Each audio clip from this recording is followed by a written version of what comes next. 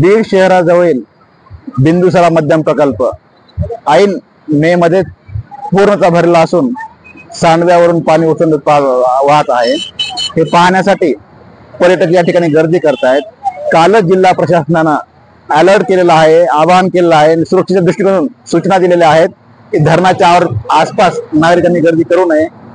त्याचबरोबर या ठिकाणी सेल्फी म्हणा, फोटो काढू नये, धरणामध्ये पोहू नये, लहान मुलांना काळजी घ्यावी।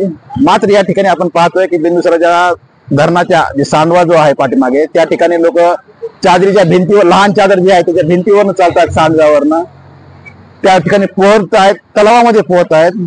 आणि 2021 मध्ये याच ठिकाणी 2 युवकांचा या लहान सांडव्याच्या डोहामध्ये मृत्यू झाला होता आणि वारंवार जिल्हा प्रशासनाला लेखी तक्रार केली होती। या ठिकाणी पाहतो प्रकल्प, एवढा मोठा प्रकल्प असताना या ठिकाणी कुठलीही सुरक्षित व्यवस्था नाहीये।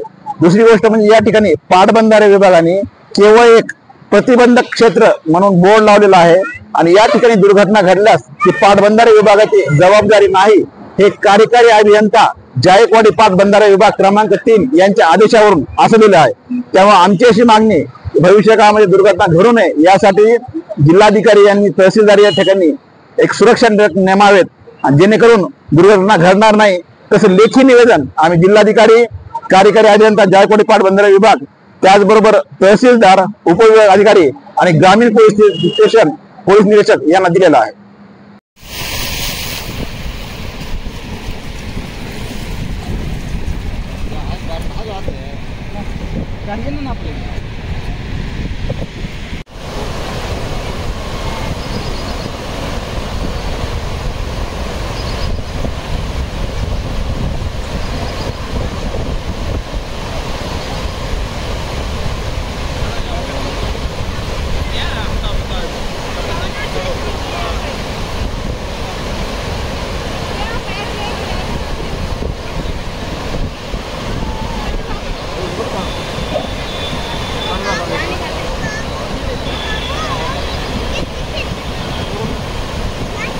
हमारा तो